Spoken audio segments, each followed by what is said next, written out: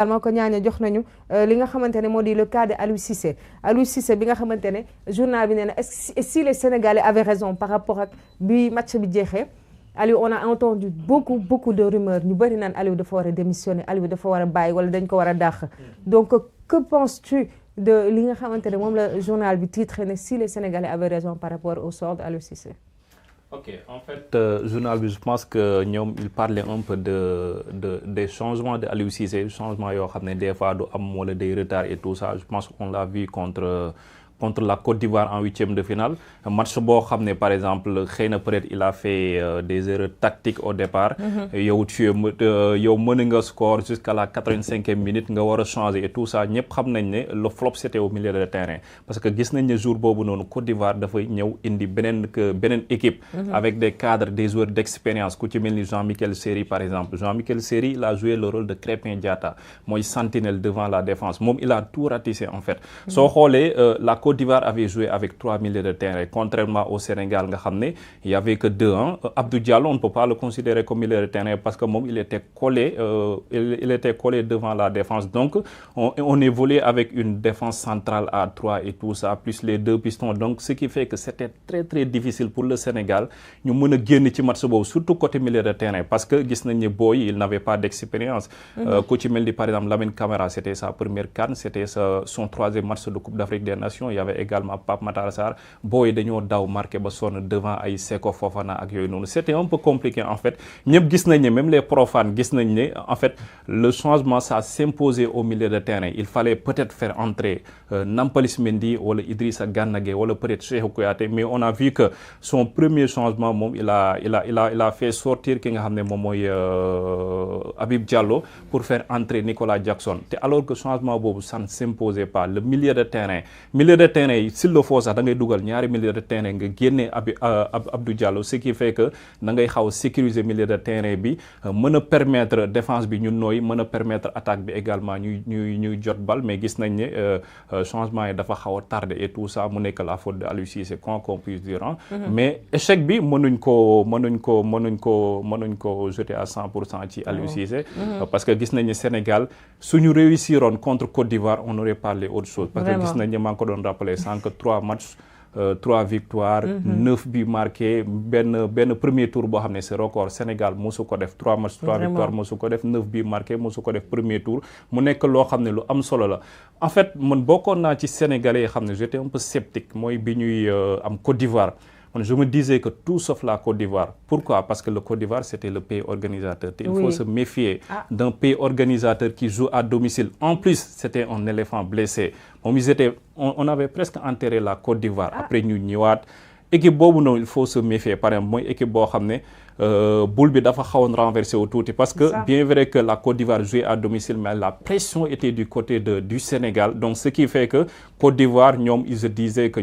personne ne croit en nous maintenant, on va jouer sans pression et tout ça. Il y avait un sélectionneur bo xamné il n'avait aucune pression, mu ñew tenter ben coup tactique bo xamné ça a réussi. Donc match bo xamné jall na mu nek lo xamné par exemple lu metti la won ci Sénégal. Donc personne ne s'y attendait. Aliou Cissé était abattu, les joueurs également et tout ça. Mo waral Crépin Diatta ñu ko rappeler sank. Donc mu nek lo xamné c'est exceptionnel, mais c'est un peu à l'image de la CAN, mu nek CAN bo xamné plein de surprises. Qui disait que l'Afrique du Sud allait éliminer le Maroc, qui disait que par exemple la Tunisie, le Ghana allait être éliminé au premier tour, allait se qualifier grâce au Maroc et tout ça. Donc,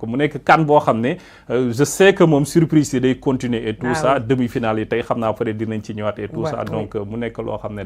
Kan Bidal Minginonou, Kan Bouné, et puis voilà, quoi, avec des surprises. Mais Aliou, si tu étais peut-être à la place d'Aliou Cissé, moi je me dis que là, qu'est-ce qui s'est passé dans sa tête? Il a eu du retard à faire ces changements. Peut-être si tu étais à sa place, nan ngay justifier?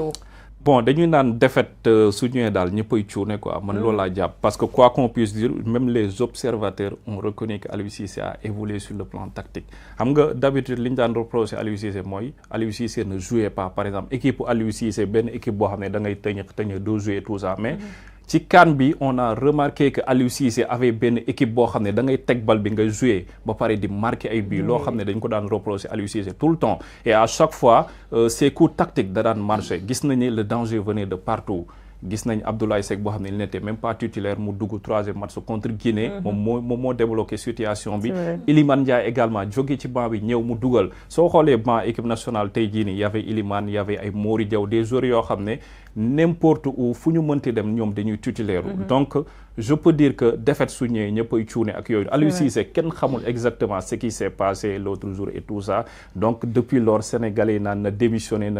et tout ça man moom personnellement sama avis la man su ma sañoon day toogaat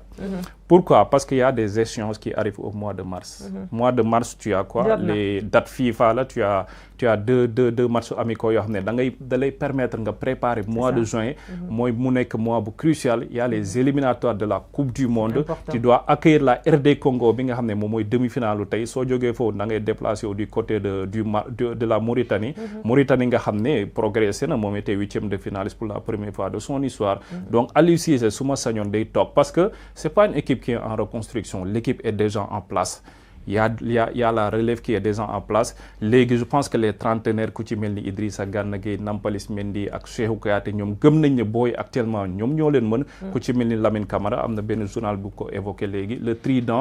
trident du milieu de terrain est déjà en place mu nekk ay booy ku ci mel ni Lamine Camara ku ci mel ni Pape Gueye ku ci mel ni également qui est encore Pape Matar Sarr exactement mu nekk 3 boy yoo xam ne wane nañ ne vraiment il faudra compter sur eux dans l'avenir donc Aliou Cissé war na toog après ñu essayé waat xoolaat ce que ça va donner au mois de mars ce que ça va donner au mois de juin parce que après loolu noonu da ngay tegalwaat y a les éliminatoires de la CAN 2025 qui arrivent également je pense que soo changé ci diggante boobu noonu mën na indi benn rupture benn cassure boo xam ne xëy na peut-être après da lay obligé yow ngay reconstruire et tout ça donc mi ngi noonu effectivement merci beaucoup Aliou Faye mais jot naa dégg ci weewu béy que Aliou Cissé woo na ki nga xamante ne moo di Pierre Faye expliqué ko lan moo tax mu yéex a def changement peut-être moom il pourra nous expliquer certainement lan moo tax Aliou Cissé di yéex a def changement ba ñëpp remarqué ko bon d'accord bon nga permettre me rebondir tout ci arbitrage bi plaisir bon en fait arbitre bi il a raté son match après le tacle de Sadio Mané peut-être bon gars yi fekkee ñi seetaan match bi après le tacle de Sadio Mané bon on est des Sénégalais mais la décision juste était il devait prendre rouge parce que man maa ngi toog ci télé bi ma gisee ralenti bi je me suis dit waaw ça c'est un rouge peut-être arbitre bi mu ngi jéem a sauver match am ce qui est dangereux dans le football parce que c'est arrivé aussi dans un match entre le Bayern et le Real de Madrid je me rappelle très bien arbitre bi war a génne rouge pour Casemiro dès les premières minutes nekk fa di arranger match bi après finalement dafa rouge jour Bayern football kenn du ko defar du coup ça a pesé et mentalement aussi bon malheureusement nos joueurs aussi n'ont pas pu se ressaisir pour jouer parce que ça a créé un choc bopp mooy football après bon du coup arbitre bi après ça il a raté carrément son match toutes les décisions qui se sont suivies bon avec le penalty de Ismaïla Sarr très clair ce qui a outré Krépin Diatta parce que Krépin Diatta réaction soo xoolee le fait que sifflé wuñu penalty boobu noonu moo gën a indi expliquer réaction mais arbitre bon amoon na possibilité dem VAR mais on joue contre qui la Côte d'Ivoire le pays organisateur il y a la pression mais la VAR qui est là bon est-ce qu'ils vont faire le travail normalement il y a tout ça je crois que arbitre fa la ko match bi échappé quoi qu'on puisse dire après bon j'en ai suivi après gis nañ lépp li xew quand même maintenant pour rebondir sur Aliou Cissé si li la Aliou Cissé wax waaw ci dema Aliou Cissé wax Aliou Cissé bon Aliou Cissé quoi qu'on puisse dire il est constant Aliou Cissé man je me rappelle très bien date boobu doo ko mës a fàtte Sénégal Cameroun 2017 ñu may waxtaan chaque fois dañ ma naan yow Aliou Cissé 2017 man laa jël benn croix def ko ndaw ci turam c'est pas un mauvais coach quand même kon woowu la tu veux dire c'est pas un mauvais coach c'est pas un mauvais coach mais bon ce jour-là il a montré ses limites parce qu'un coach je pense que si tu as devant toi une équation tu dois essayer avec ton staff de résoudre ça et moi je me dis que durant ce match-là Aliou Cissé pourquoi staffam est-ce que dañ koy dimbali durant le match il faut se poser cette question parce que aussi le coach bi taxaw di coacher ni muy appréhension bi muy am ci jeu bi bokkul ak adjoint mi assistant mi toog ci ginnaaw parce que man mënuma comprendre durant plus de 80 minutes yow yaa ngi jouer Côte d'Ivoire yow yaa ngi gis ne ce milieu de terrain carrément dañ la étouffé tous les deuxièmes ballons sont récupérés par Série et Fofana dans notre zone il y a un problème au niveau du milieu de terrain parce que cette année Pape Matar Sarr en premier mi-temps cette année doo ko gis day daw rek doo ko gis ci match bi day daw rek qu'est-ce qui explique ça que équipe bi ñu ngi daw ci ginnaaw bal bi mais il faut essayer de trouver une solution qu'est-ce qui ne marche pas il y a quelque chose qui manque au milieu comme ni nga ko waxee même les profanes ont vu ça même si la domination de la Côte d'Ivoire n'a pas été dangereuse quand même waaw parce que aussi loolu aussi il faut ñu noter que ils nous ont dominé au milieu mais ils ne se sont pas créé des occasions dangereuses quand même parce que fait de jeu boobu penalty boobu loolu moo expliqué moom rek mënu indi problème bi parce que man je l'ai dit dès le début la Côte d'Ivoire si elle nous gagne penalty la ñu mën a gagner man loolu dès le début bi may waxtaan ak Niger bi mën ko wax penalty parce que potentiel bu équipe Sénégal am si on joue vraiment Côte d'Ivoire la Côte d'Ivoire ne doit pas nous inquiéter maintenant Aliou Cissé comment il se fait avec ses assistants aussi avec l'expérience qu'accumulent les joueurs comme Koulibaly Sadio Mané comment il se fait ñuy football durant ça kon da nga bëgg a wax ni Aliou dégluwul benn yoon ay non est-ce qu'ils l'ont aidé Aliou il est constant dans ses changements Aliou Cissé il ne fait jamais ces changements il ne fait jamais man ci moom laa gis coach boo xam ne bon dañuy seetaan coach yu bëri à l'heure de jeu dañuy def changement coach yu bëri en général 90% des coachs 60e minute comme ça 65e Aliou Cissé coach ay changement am ay 80e minute la koy def 85e minute et si vous vous rappelez bien contre le Cameroun mais le Cameroun là le match aurait dû faillir par 2 buts partout soo xoolee dernière occasion Cameroun bi muy am le corner là mais il a effectué 2 changements fin de jeu 2 changements la effectué mais du coup 1-2 minutes après ci la loolu am parce que changement daa moment yoo koy def sinon tu déconcentres l'équipe malheureusement ce qui est arrivé au Mali contre la Côte d'Ivoire parce que le coach là bon il tenait le match mais après il a fait des changements il a mis des jeunes joueurs ce qui a déconcentré carrément le bloc malien Aliou Cissé bon moo tax man je me dis il est constant malheureusement il ne fait pas ces changements en temps mais bon quant à sa démission est-ce que day démissionner ou non bon quels sont les objectifs qui lui ont été fixés c'est ça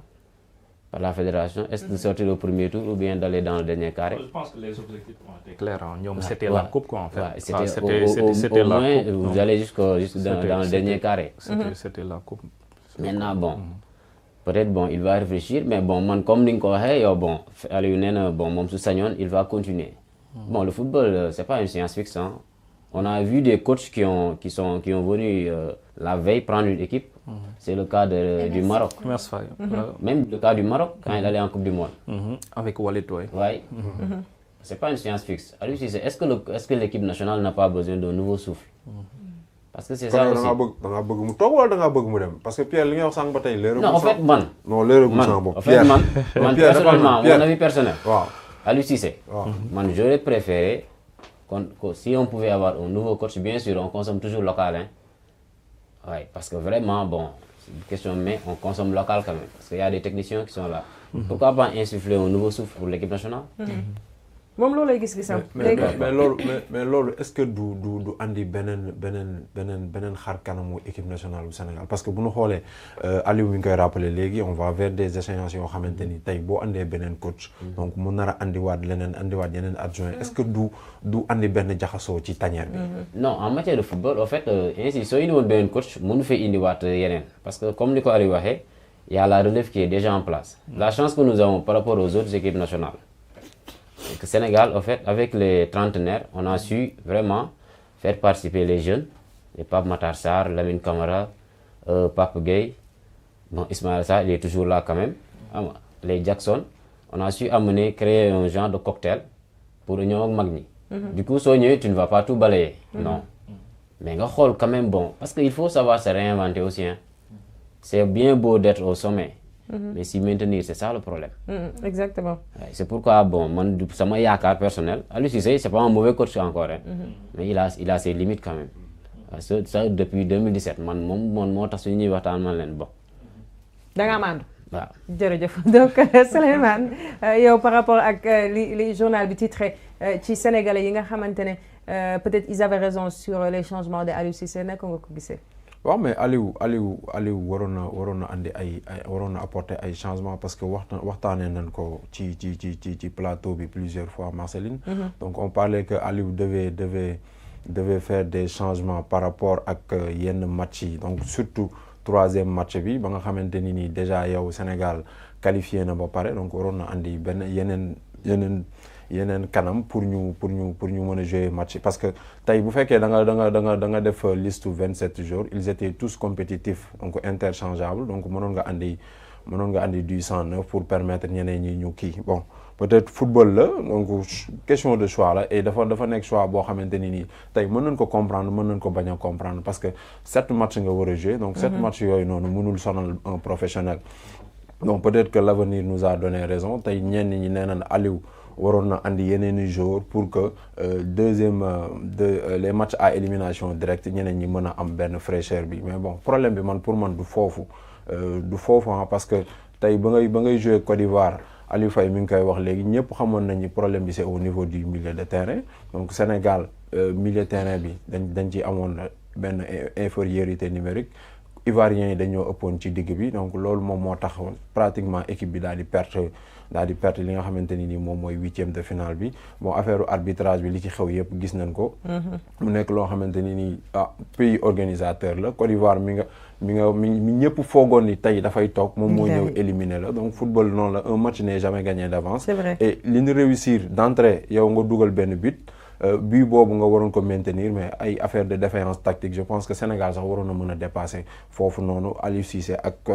xar kanam bi nga xamante ni nii wane na ko parce que ci phase de poule yi moom mooy meilleur sélectionneur nga nekk meilleur sélectionneur ci phase de poule yi nga génn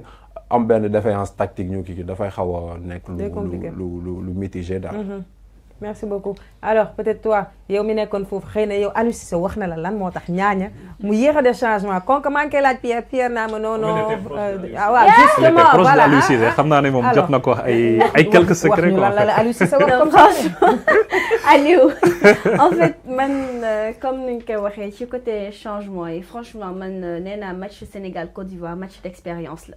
te MRC Faye je pense c'est ce qu'il a compris et il a eu raison sur beaucoup de personnes quand il disait que je connais l'équipe l'équipe ivoirienne te gis nañ li nga xamante ni teg na ko donc ci côté expérience Côte d'Ivoire daf ci mëne bu baax li nga xamante ni mooy Sénégal te loolu du woon yoon parce que je pense que mun amoon nañ ko mel ni ñoom Pathé Ciss ci banc bi te je pense que genre ñooñu am nañu même bu dee toute expérience bi am nañ ko donc kii wax na ko sànq muy ki nga xamante mooy Pape Matar Sarr dafa doon daw rek donc mu nekkoon lu metti ci moom et je pense que mënoon na def changement yi à temps mais comme ni ñu ko waxee Aliou Cissé ñëpp xam nañu jikkoom tout le temps yow mi di seetaan match da ngay xam à partir de la 80e minute lay def ay changements